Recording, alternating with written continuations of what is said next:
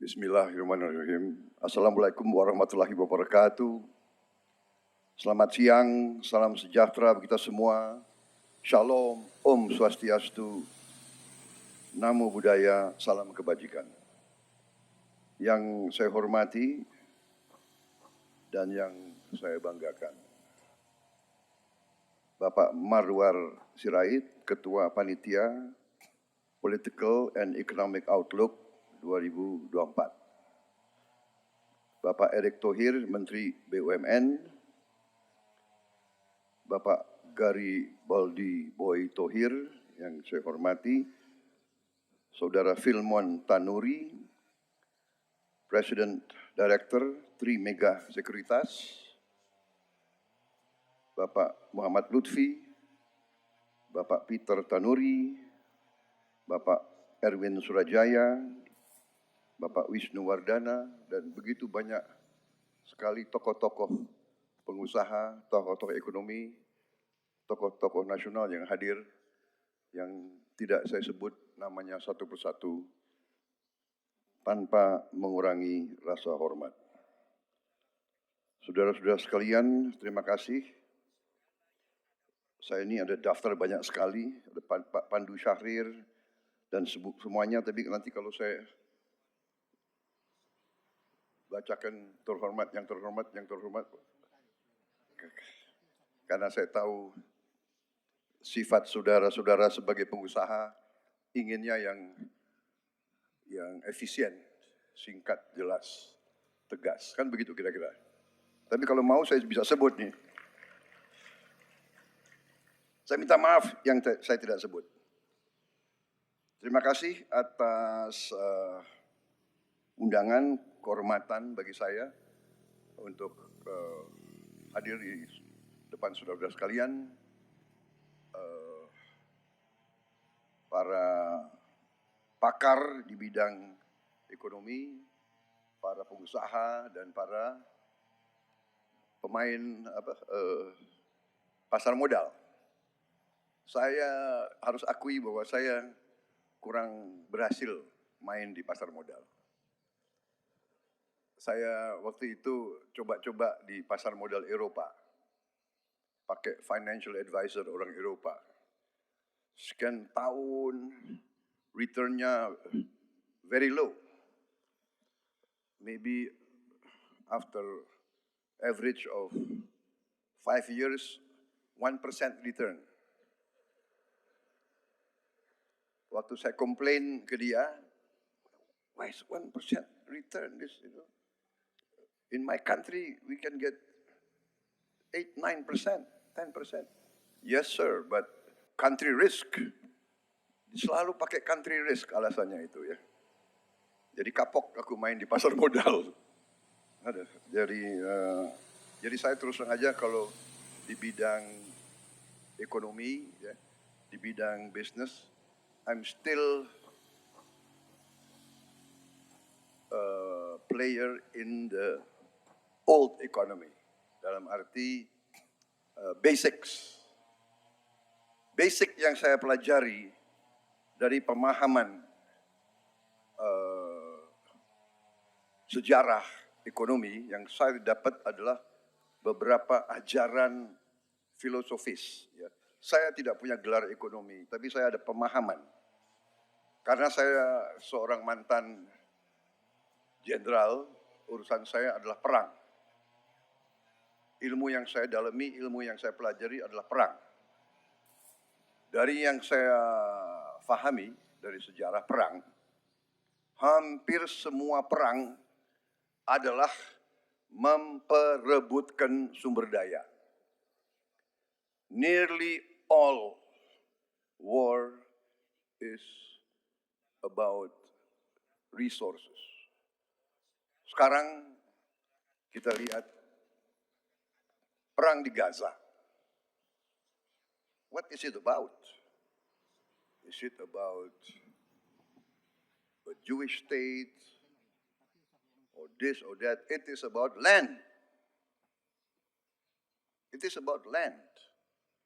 Satu kawasan bumi diperebutkan oleh dua bangsa yang berbeda.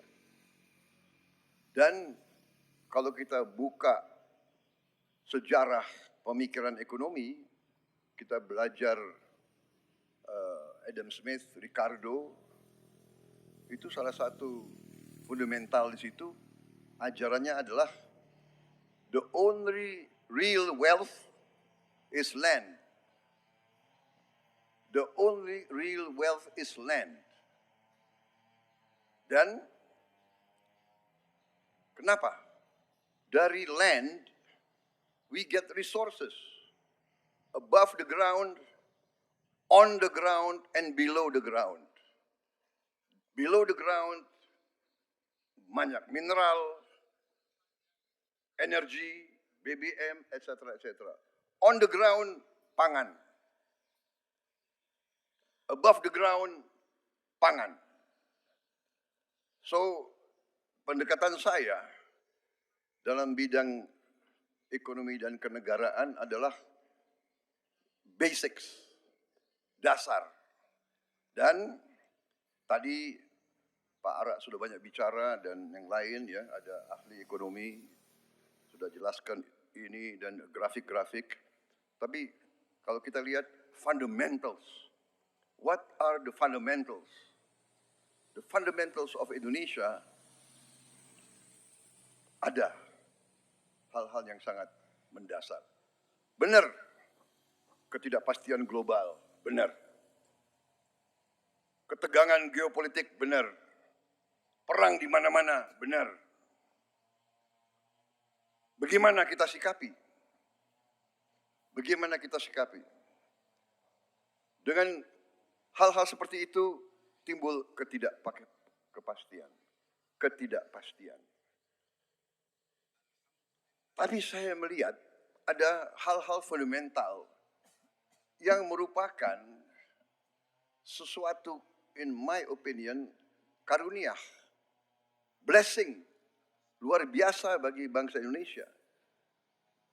Yang pertama adalah our size. We are a big nation.